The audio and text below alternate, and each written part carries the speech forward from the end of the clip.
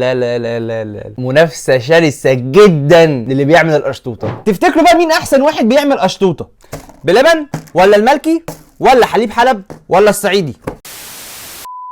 السلام عليكم، اهلا بكم في فيديو جديد مع احمد الشريف. والنهارده هنعرف مين بيعمل احسن قشطوطه في مصر. طلع علينا بقى بلبن كده من كام شهر بترند القشطوطه، وكانت تحفه الحقيقه، عملت عنها حلقه كامله اول ما نزلت. بعدها بقى طلع ناس كتير قوي بتعمل كيكه الحليب او التريليتشي او القشطوطه، اللي طبعا باسماء مختلفه واللي اغلى واللي ارخص. فمن غير لك بقى كده يلا بينا نبدا.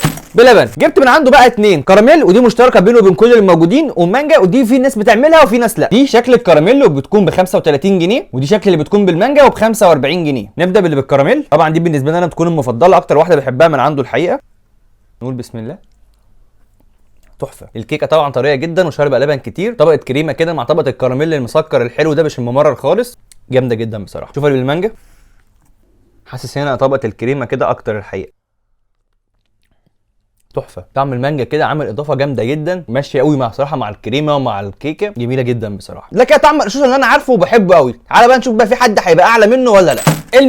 الملكي بقى الحقيقه بيحب الترندات والاسماء الغريبه، بسميها بقى المسخسخه. جربتها قبل كده مره، اعمل حلقه عن الملكي اول ما فتح عندنا في اسكندريه، هسيب لكم طبعا الحلقات كلها في الكومنتات او من هنا. كانت حلوه الحقيقه، بس انا فاكر انها كانت اقل من بلبن. قلت طبعا ده جايز عشان الافتتاح وكده. هنشوف بقى دلوقتي هتبقى عامله ازاي. اول حاجه طبعا باين الحجم بتاعها ان هي كبير جدا عن بتاعه بلبن، بس دي بقى بسعر 50 جنيه، ودي اغلى واحده موجوده في الحلقه كلها النهارده. طبعا انا سالته لو عنده انواع ثانيه من المسخسخه، قال لي ما عنديش غير كراميل بس. يلا بينا بقى نشوف. هنا حجم الكريمه حاسه اكتر شويه من اللي كانت موجوده بالقشطوطه اللي بالكراميل. تقوم الطعم بقى نقول بسم الله. بصوا هي طعمها حلو، بس لا ستيل برضو بصراحه لبن اعلى بكتير. طعم الكراميل بتاع بلبن تحفه جدا بصراحه، احلى من ده بكتير جدا. طعم الكيكه هنا برضو اقل شويه من بلبن، مش عارف ليه، بس انا طعم الكيكه تحسها ان هي مثلا مش كيكه شاربه لبن وخلاص، لا تحسها كيكه بايشه قوي من اللبن. هل ده عشان هو حاطط كميه لبن بزياده؟ اعتقد لا، ان نفس كميه اللبن اللي باينه من الكيكه هنا هي اللي باينه من الكيكه هنا، فاعتقد دي حاجه ليها علاقه بالكواليتي بتاع الكيكه نفسها. بس طعمها بصراحه ما يقفلكش، لا يعني طعمها حلو برضو وتتاكل، ما فيهاش اي حاجه وحشه. انا بتكلم هنا في المقارنه لا بلبن اعلى شويه. نروح بقى اللي بعده، حليب حلب. حليب حلب بقى باشا ما تعبش نفسه، قال لك هي برضو اسمها قشطوطه، ولا حتى تعب نفسه في الاسعار، خدها هي كوبي بيست كده على طول. طبعا هو عامل منيو كبير قوي للقشطوطه، بس انا جبت 2، واحده كراميل وواحده شوكولاته اوريو. دي طبعا حسيتها كده جديده ومش موجوده عند كله، قلت اجربها. هنبدا بالكراميل اللي احنا عارفينها، شكلها شبه بتاعه الملكي كده خالص. الحجم بتاعها طبعا يعتبر كده قريب شويه من بلبن واصغر شويه من الملكي، ودي بسعر 35 جنيه برضو زي بتاعه بلبن. اقل معالق فيهم كلهم الحقيقه. بتاعه الملكي كانت تحفه، وبتاعه بلبن زي ما هي بس غير اللون. هنا قطعه كده تحسها ايه مصمطه قوي يعني وصغيره حبه، وبرده فيها كريمه باينه كده، والكراميل اللي واصل فيها لتحت كده، وتحس ان هو عمل كده مزيج مع اللبن. دوق كده نقول بسم الله. طعم مختلف تالت الحقيقه. ما اعرفش ليه هنا الحقيقه طعم الكراميل قالب شويه كده على بسكوت، شويه بسكوت نواعم او الحاجات دي. كميه الكريمه الى حد ما حلوه، ودي الحاجه الوحيده اللي مطريه الموضوع. الكيكه رغم ان اللبن باين في العلبه ان هو متشربه ياما، بس الكيكه تحسها ان هي مش شاربه لبن خالص، ناشفه جدا الحقيقه. ما اعرفش بقى هل دي عشان بقى لها فتره مثلا عنده او حاجه او كده، بس ما اعتقدش ان الحاجات دي بتبات، اعتقد بتطلع فريش كل يوم بيومه يعني. الى حد ما دي اقل من بلبن واقل من الملكي كمان. نشوف بقى اللي بالشوكولاته. دي بقى بالشوكولاته والاوريو بسعر 45 جنيه، يعني قريبه كده من سعر اللي بالمانجا والحاجات دي اللي عند بلبن. هو في الاسعار تقريبا نفس الاسعار. ريحه الاوريو فيها جامده قوي بصراحه. دي كده شكلها كده فيها اوريو كتير طبعا والشوكولاته باينه قوي. حاسس هنا ان الكيكه هتطلع طريه ان شاء الله. دوق كده قول بسم الله.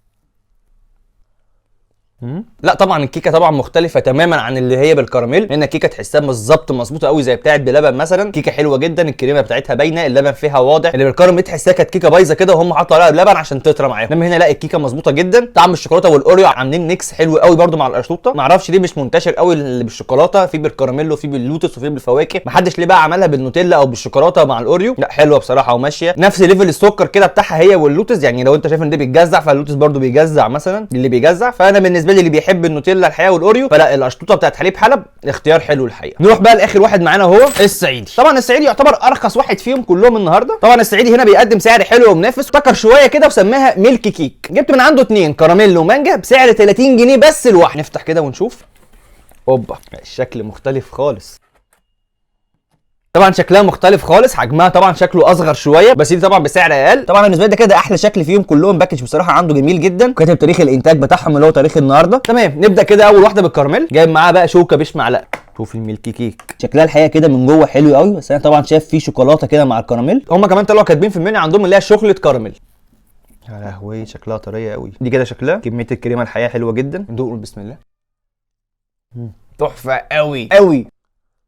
لا لا لا لا لا، منافسه شرسه جدا للي بيعمل القشطوطه، جامده خرافيه قوي يا جماعه. طعم الكيك حلو جدا، طري قوي، الكريمه كده عامله مزيج جدا معاه حلو قوي، والصوصات بقى اللي حاطينها هنا صوصات طعمها خطير خطير خطير، يعني عجبتني جدا الحقيقه. وكمان طبعا سعرها منافس قوي، فلا بصراحه موجود جامد جدا. نخش بقى على بالمانجا. طبعا هو عنده طعم تالت بالفراوله، ريحه المانجا فظيعه. دي كده شكلها من قريب، عاملين بقى ديكور كده ليها بقى ومزوقينها جامد قوي الحقيقه. دوق كده ونقول بسم الله.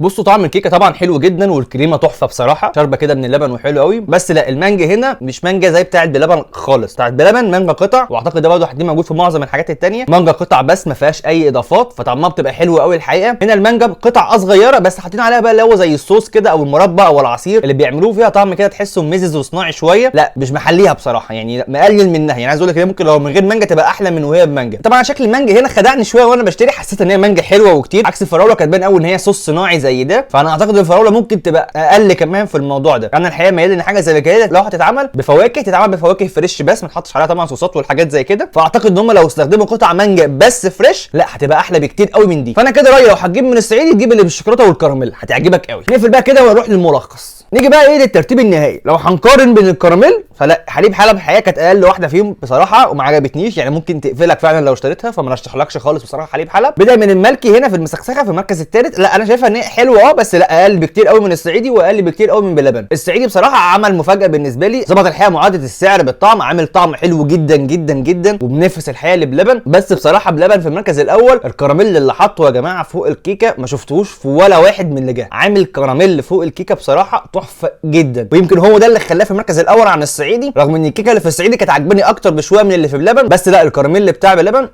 تحفه. بالنسبه للمانجا اللي جايه النهارده معايا فلا، بلبن برضو مازال احلى بكتير جدا. قطع المانجا طبعا عامله اضافه حلوه قوي، حلوه جدا كده لوحديها من غير اي حاجه. هنا بصراحه الصوص اللي حاطينه ده لا فني بصراحه جدا، فالصعيدي هنا لا اوت بالنسبه لي في ديت، ما رشحلكش بصراحه. خليك في المانجا بتاعت بلبن هتبقى احسن بكتير. واعتقد كمان حليب حلب عاملها بقطع، فلو ظابط الكيكه عنده زي اللي كان ظابطها في اللي بالشوكولاته هنا لا تبقى حلوه قوي. هنا الشوكولاته بصراحه بتاعت حليب حلب كانت جميله جدا، والكيكه بتاعتها كانت مظبوطه قوي عكس في اللي كانت موجوده في الكراميلا اللي معاه، فلا هتكيفك دي قوي لو انت بتحب الشوكولاته. وبس كده، دي كانت نهايه حلقه النهارده. اتمنى تكون الحلقه عجبتكم، واكتبوا لي رايكم في الحلقه، ولو عايزين اجرب حاجات تاني، واشوفكم بخير الفيديو الجاي.